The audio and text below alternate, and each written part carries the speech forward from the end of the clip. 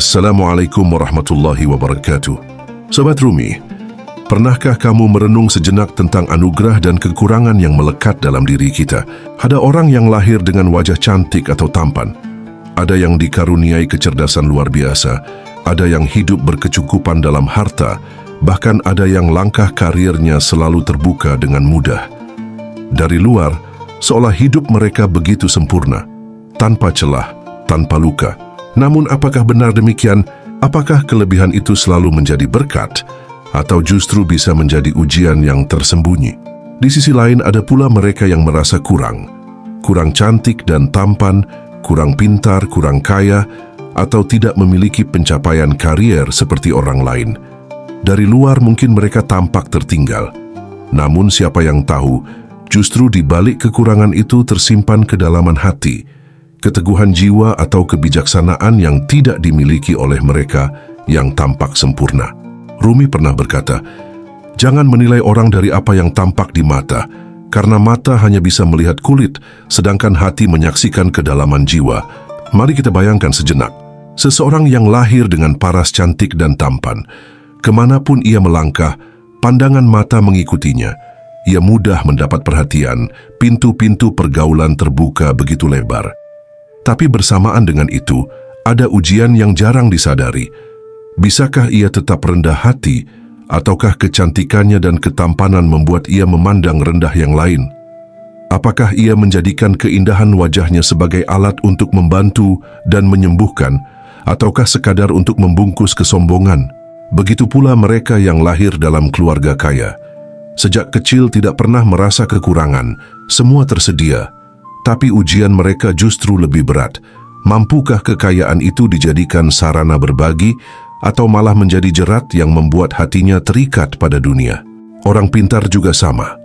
Kecerdasan bisa menjadi cahaya yang menerangi jalan banyak orang, namun bisa juga menjadi pedang yang melukai bila digunakan untuk meremehkan yang dianggap bodoh. Dan bagi mereka yang sukses dalam karier, di puncak kedudukan godaan kesombongan lebih besar. Ada pilihan yang selalu hadir. Apakah ia akan menggunakan posisinya untuk melindungi yang lemah atau hanya untuk memperkuat singgasananya sendiri? Sahabat jiwa, di balik setiap kelebihan selalu ada kekurangan yang tersembunyi. Tidak ada manusia yang sempurna. Bahkan wajah cantik dan tampan bisa menyimpan hati yang rapuh. Kekayaan bisa menyisakan kesepian. Kecerdasan bisa membuat terasing, dan kesuksesan bisa mengundang kesendirian yang sepi. Sebaliknya, mereka yang merasa kurang, wajah yang tidak memenuhi standar, bisa menyimpan hati yang tulus. Kekurangan harta bisa menumbuhkan ketabahan dan syukur yang dalam. Keterbatasan karir bisa membuka jalan kebersahajaan dan ketenangan. Seperti pepatah Sufi, retakan pada bejana justru membuat air kehidupan bisa keluar dan mengalir ke tanah kering. Kekuranganlah yang sering membuat seseorang justru bisa memberi, bisa mengerti, bisa merendah, dan bisa dekat dengan Tuhan. Maka pertanyaan sejatinya bukanlah siapa yang lebih cantik atau tampan, siapa yang lebih kaya, siapa yang lebih pintar, atau siapa yang lebih sukses. Pertanyaannya adalah, dari apa yang diberikan, apakah engkau akan merendah atau meninggi? Apakah engkau akan membantu atau menutup diri? Karena kelebihan tanpa kerendahan hati hanya akan menimbulkan jarak, dan kekurangan tanpa kesadaran hanya akan menimbulkan luka. Rumi mengingatkan, hidup ini seperti menari. Ada gerakan maju, ada gerakan mundur, ada lebih, ada kurang. Dan keduanya tidak diciptakan untuk saling melawan, tapi untuk saling melengkapi. Sobat Rumi, bayangkan dunia tanpa perbedaan. Semua orang cantik dan tampan, semua kaya, semua pintar, semua sukses. Mungkin tampak indah, tapi kehidupan kehilangan rasa. Justru karena ada yang lebih dan ada yang kurang, kita belajar arti saling membutuhkan, saling menghargai, dan saling melengkapi. Di titik ini kita diajak untuk merenung lebih dalam. Apa yang sebenarnya menjadi milik kita? Kecantikan dan ketampanan bisa memudar, harta bisa hilang, kecerdasan bisa tertutup usia, dan karier bisa runtuh dalam sekejap. Begitu juga kekurangan bisa saja berubah menjadi kekuatan yang tak terduga. Kelebihan dan kekurangan hanyalah pakaian sementara yang kita kenakan di panggung dunia. Yang tersisa hanyalah hati, Apakah ia tetap lembut atau mengeras? Apakah ia tetap merendah atau meninggi? Apakah ia menjadi sumber kasih atau sumber luka? Sobat Rumi, mari kita renungkan lebih dalam lagi. Hidup ini pada hakikatnya adalah tarian antara dua kutub, antara kelebihan dan kekurangan, antara terang dan gelap, antara suka dan duka. Seperti siang dan malam yang silih berganti, keduanya tidak pernah diciptakan untuk saling menghapus, melainkan untuk saling melengkapi. Kelebihan tanpa kekurangan akan melahirkan kesombongan. Kekurangan tanpa kelebihan bisa melahirkan keputusasaan. Maka Tuhan menghadiahkan keduanya sekaligus, agar manusia tetap seimbang. Bayangkan seseorang yang lahir dengan wajah cantik atau tampan. Ia mudah mendapatkan perhatian, tapi mungkin ia harus belajar lebih keras untuk menemukan siapa yang benar-benar tulus menyayanginya, bukan hanya menyukai rupanya. Disitulah letak kekurangannya, keraguan dan ujian batin. Bayangkan pula seseorang yang lahir tanpa rupa yang menawan menurut standar dunia. Ia mungkin sering diremehkan, tapi di balik itu ia bisa menemukan sahabat-sahabat yang tulus, yang mencintai apa adanya, bukan karena tampilan. Disitulah letak kelebihannya, ketulusan yang murni. Begitu juga dengan harta. Orang kaya memiliki kelebihan untuk memberi, membangun, dan menolong, tapi ia juga punya kekurangan. Seringkali orang mendekat padanya bukan karena cinta, melainkan karena harta. Sementara orang miskin, meski terbatas secara materi, sering mendapatkan persahabatan yang jujur, karena tidak ada yang bisa diambil darinya, kecuali hatinya. Rumi mengajarkan bahwa hidup adalah permainan keseimbangan. Ia pernah menggambarkan manusia seperti seruling bambu. Seruling itu hanya bisa menghasilkan nada indah karena ada ruang kosong dan lubang-lubang di tubuhnya. Andai bambu itu utuh tanpa kekurangan, ia hanya menjadi sebatang kayu yang bisu. Tapi karena ada lubang-lubang, ia bisa mengalunkan melodi yang menyentuh hati. Begitulah hidup kita. Kelebihan adalah bagian utuh yang kuat. Kekurangan adalah lubang yang membuat kita bernyanyi. Tanpa keduanya, kita tidak akan pernah menjadi melodi yang utuh. Sobat Rumi, harmoni hidup tidak lahir ketika kita memiliki semua kelebihan. Harmoni lahir ketika kita menerima, mengakui, dan merangkul kelebihan serta kekurangan sebagai satu kesatuan. Ketika engkau cantik, jadilah cantik yang menenangkan, bukan menakutkan.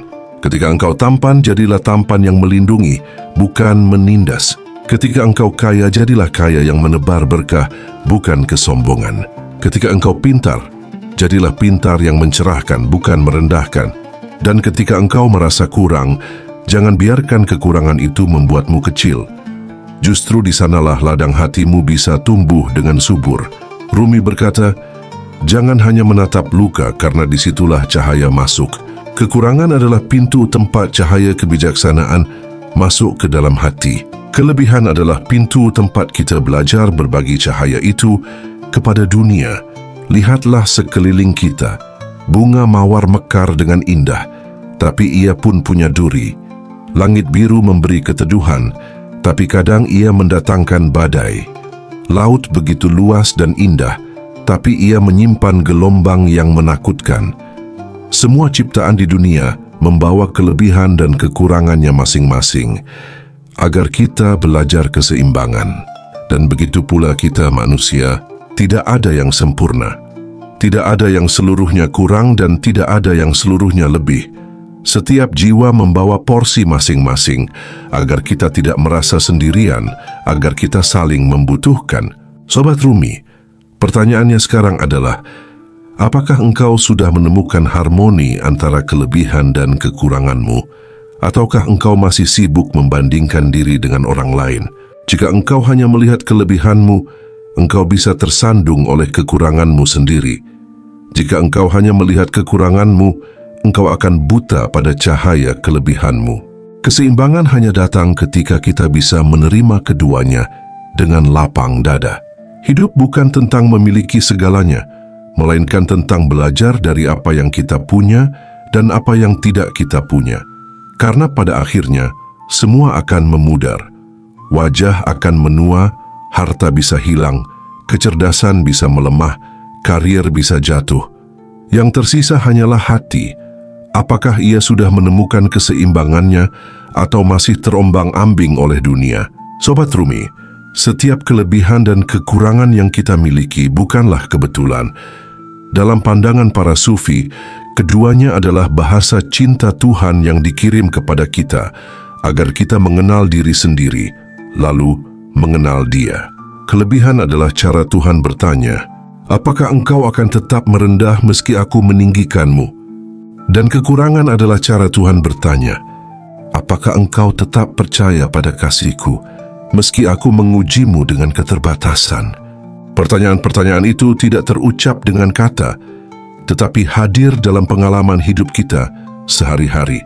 Wajah yang cantik atau tampan, kecerdasan yang menonjol, kekayaan yang berlimpah, atau karier yang gemilang, semua itu adalah ujian keimanan yang halus. Begitu pula dengan wajah yang sederhana, kehidupan yang pas-pasan, keterbatasan ilmu, atau jalan hidup yang tampak berat, itu pun adalah undangan untuk mendekat lebih dalam. Rumi pernah berujar, segala sesuatu yang tampak sebagai kepahitan sebenarnya adalah obat. Segala yang tampak sebagai anugerah bisa saja menjadi racun jika engkau lalai. Kalimat ini mengajarkan bahwa kelebihan dan kekurangan hanyalah kulit luar. Yang terpenting adalah bagaimana hati kita menanggapi keduanya. Bayangkan seseorang yang tampan atau cantik. Jika ia terjebak dalam kesombongan, kecantikan itu akan menjadi penjara yang halus. Ia hidup dari pujian orang, takut kehilangan rupa, dan cemas bila dilupakan. Tapi jika ia menjadikan kecantikan sebagai cermin keindahan Sang Pencipta, wajahnya menjadi doa yang hidup, senyumnya menjadi rahmat, dan kehadirannya menenangkan hati banyak orang. Bayangkan pula mereka yang wajahnya dianggap biasa. Dari luar mungkin tampak kurang menarik, tapi jika hati mereka dipenuhi cinta, mereka justru memancarkan keindahan yang lebih abadi, karena cahaya hati tidak pernah pudar oleh usia atau waktu. Begitu juga dengan kekayaan. Jika dipeluk dengan tamak, ia bisa menjadi racun, tapi jika dipeluk dengan syukur, ia menjadi jalan kebaikan yang tak pernah kering. Sementara mereka yang miskin, seringkali justru memiliki kelapangan jiwa. Dari keterbatasan lahir doa yang tulus, lahir sabar yang dalam, lahir hati yang lembut. Sahabat jiwa, disinilah letak makna tersembunyinya. Kelebihan dan kekurangan hanyalah cermin untuk mengenal diri, dan melalui pengenalan diri, kita bisa mengenal Tuhan. Para sufi menyebutnya sebagai jalan menuju ma'rifat. Ma'rifat bukan sekadar pengetahuan, tapi pengalaman batin, menyadari bahwa segala sesuatu berasal darinya dan kembali kepadanya. Kelebihan mengajarkan kita tentang amanah, kekurangan mengajarkan kita tentang tawakal. Jika keduanya kita peluk dengan ikhlas, kita akan menemukan kedamaian yang tak bisa diganggu oleh dunia. Rumi mengibaratkan hidup seperti kain tenun. Benang emas adalah kelebihan, benang hitam adalah kekurangan. Jika hanya benang emas, kain akan silau dan rapuh. Jika hanya benang hitam, kain akan muram dan berat. Tetapi ketika keduanya dipadukan, lahirlah pola yang indah, kuat, dan bernilai. Begitulah jiwa manusia, keindahan lahir dari pertemuan antara terang dan gelap dalam hidupnya. Sobat Rumi, pertanyaannya sederhana namun dalam. Apakah kita hanya berhenti pada kulit luar? Atau berani masuk ke kedalaman makna? Apakah kita hanya sibuk membandingkan kelebihan dan kekurangan dengan orang lain? Atau mulai belajar melihat keduanya sebagai jembatan menuju cinta Tuhan? Kelebihan bukan untuk berbangga, kekurangan bukan untuk berduka. Keduanya adalah surat cinta yang berbeda warna, tapi ditulis oleh pena yang sama. Maka siapapun kita, cantik atau tidak, kaya atau miskin, pintar atau sederhana, berhasil atau tertinggal, sesungguhnya kita semua sedang berjalan di jalan yang sama. Jalan menuju pengenalan akan diri, dan akhirnya pengenalan akan Dia. Sobat Rumi, mari kita duduk sejenak dalam keheningan hati. Di balik segala perbedaan rupa, harta, ilmu, dan kedudukan, sesungguhnya kita semua berjalan di atas tanah yang sama. Kita menghirup udara yang sama, kita ditopang oleh bumi yang sama, dan suatu hari nanti kita akan kembali ke tanah yang sama. Wajah cantik, wajah tampan, atau wajah yang sederhana, semuanya akan menua. Tubuh yang gagah, tubuh yang indah, atau tubuh yang rapuh, semuanya akan melemah. Harta yang berlimpah, kedudukan yang tinggi, atau kehidupan yang sederhana, semuanya hanya singgah sebentar. Pada hakikatnya kita semua sama. Makhluk yang diciptakan dari tanah, diberi napas kehidupan dan akan kembali kepada sang pemilik kehidupan. Kelebihan dan kekurangan hanyalah pakaian yang kita kenakan sementara di panggung dunia. Ada yang diberi pakaian indah, ada yang sederhana. Tetapi ketika panggung selesai, semua pakaian itu akan dilepas. Yang tersisa hanyalah jiwa. Apakah ia pernah belajar mencinta? Apakah ia pernah belajar merendah? Apakah ia pernah belajar membantu? Rumi pernah berkata, "Jangan tertipu oleh wajah atau bentuk, karena ruh yang sejati tidak punya bentuk. Ruh adalah samudra, dan tubuh hanyalah bejana." Kata-kata ini mengingatkan kita bahwa di balik rupa yang berbeda, kita semua hanyalah tetes-tetes dari samudra yang sama. Sobat Rumi, mari bayangkan sebuah taman. Ada bunga mawar yang indah, ada bunga liar yang sederhana, ada pohon tinggi yang gagah, ada rumput kecil yang lembut. Dari luar mereka berbeda, tapi semua punya fungsi, semua memberi warna, semua sama-sama bagian dari taman itu. Tanpa rumput, taman tidak utuh. Tanpa bunga, taman tidak indah. Tanpa pohon, taman tidak teduh. Begitu juga dengan kita, manusia. Orang kaya memberi dengan hartanya. Orang miskin memberi dengan ketulusan hatinya. Orang pintar berbagi dengan ilmunya. Orang sederhana berbagi dengan kerendahan hatinya. Orang cantik menebarkan keindahan lewat wajahnya. Orang yang sederhana menebarkan ketenangan lewat kelembutan jiwanya. Semua punya peran. Semua punya tempat, tidak ada yang lebih mulia di mata Tuhan kecuali yang lebih tulus hatinya. Maka janganlah kelebihan membuatmu sombong, karena hakikatnya engkau sama rapuhnya dengan yang lain. Dan janganlah kekurangan membuatmu rendah diri, karena hakikatnya engkau sama berharganya dengan yang lain. Pada saat kita lahir, kita semua menangis. Pada saat kita meninggal, tubuh kita semua kaku. Tidak ada yang membawa harta, tidak ada yang membawa wajah, tidak ada yang membawa jabatan. Yang terbawa hanyalah amal, hati, dan cinta. Kesadaran ini menuntun kita untuk saling menghargai. Karena di dalam diri orang lain, kita sebenarnya melihat cermin diri kita sendiri. Jika engkau meremehkan yang kurang, berarti engkau meremehkan bagian dirimu yang juga penuh kekurangan. Jika engkau iri pada yang lebih, berarti engkau lupa bahwa engkau juga punya kelebihan yang tidak mereka miliki. Sobat Rumi, pada hakikatnya kita semua sama. Sama-sama mencari, sama-sama belajar, sama-sama terluka, sama-sama berharap.